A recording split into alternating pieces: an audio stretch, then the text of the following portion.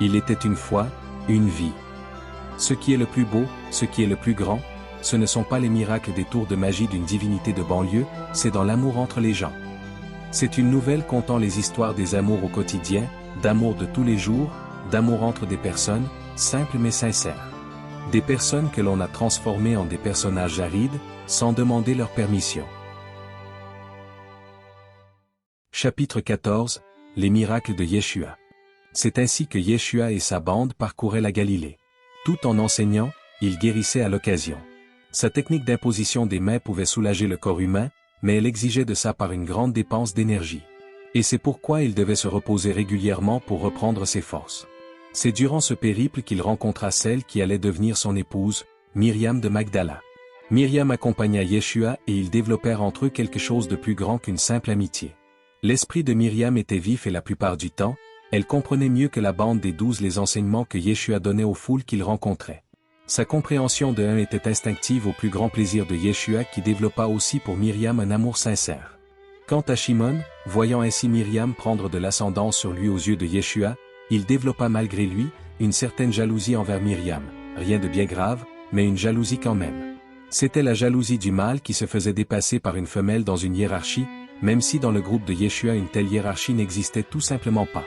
Yeshua et Myriam vinrent à se marier sans grande cérémonie, pas de noces traditionnelles, pas de grande fête où le vin coule à flot, juste un repas avec ses amis. Ils scellèrent leur union par une promesse solennelle face à un, de s'aimer et de se soutenir mutuellement dans les bons comme dans les mauvais moments de leur existence. La bande des 12 amis furent leurs témoins et ils célébrèrent cette union en festoyant le soir même à l'endroit où ils s'étaient arrêtés pour la nuit. Durant leur périple, souvent Yeshua fut confronté à des gens qui sollicitaient une guérison corporelle. Si la lèpre n'était pas une figure de l'esprit, il n'en était pas de même pour certaines autres maladies. En effet, si certaines guérisons s'avéraient bien réelles, à d'autres instants, les gens croyaient simplement être délivrés d'un mal imaginaire. Au cours de ces voyages, Yeshua se forgea une solide amitié avec Joseph d'Arimathaya, un notable de la prêtrise de Jérusalem qui n'avait pas été corrompu par la cupidité et la soif de pouvoir de ses coreligionnaires. C'était un homme juste, qui appréciait grandement la sagesse propagée par Yeshua. En tant que responsable des finances du groupe, Yehuda devint le principal intermédiaire entre les deux hommes lorsque Joseph, fort de son immense richesse, souhaitait répandre un peu de bonheur par l'entremise de Yeshua. Joseph était un homme humble qui détestait être le centre de l'attention. De plus, il craignait que si sa générosité s'ébruitait, il ne devienne la cible de parasites prompts à lui demander sans cesse l'aumône. D'autant plus qu'à cette époque, Yeshua Baraba et sa bande écumaient la région, exécutant les basses œuvres du Sanhédrin, ces sépulcres blanchis qui se drapaient hypocritement dans un habit de sainteté. Or, les membres du Sanhédrin utilisaient souvent la bande de Yeshua Baraba pour agir là où ils ne pouvaient le faire au grand jour. Ils prenaient bien garde de cultiver leur vernis de sainteté, même si une bonne partie de la population les considérait comme des sépulcres blanchis. Depuis ses frasques au temple de Jérusalem, Yeshua était devenu une personne indésirable face au Sanhédrin.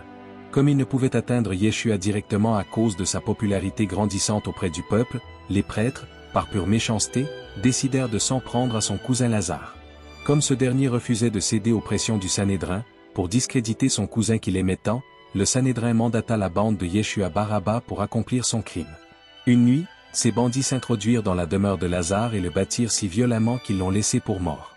Pour détourner l'attention, on maquilla cette scène de violence en une scène de tentative de vol qui a mal tourné. Et comme on n'avait pas eu la possibilité de s'assurer qu'il était bien mort, s'il n'était pas mort à ce moment, il n'était pas fort.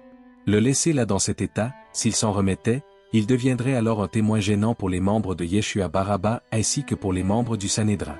Avec la complicité des prêtres de la place soumis au Sanhédrin, on s'assura que Lazare serait retrouvé le lendemain par les bonnes personnes qui constateraient sa mort, qu'elle soit réelle ou non.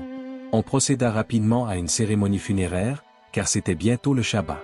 Les rituels religieux fournissaient alors un excellent prétexte pour le mettre prestement dans son tombeau mort ou vivant. De toute façon on se disait que même s'il était encore vivant, après quelques jours dans ce tombeau, ce ne serait plus le cas.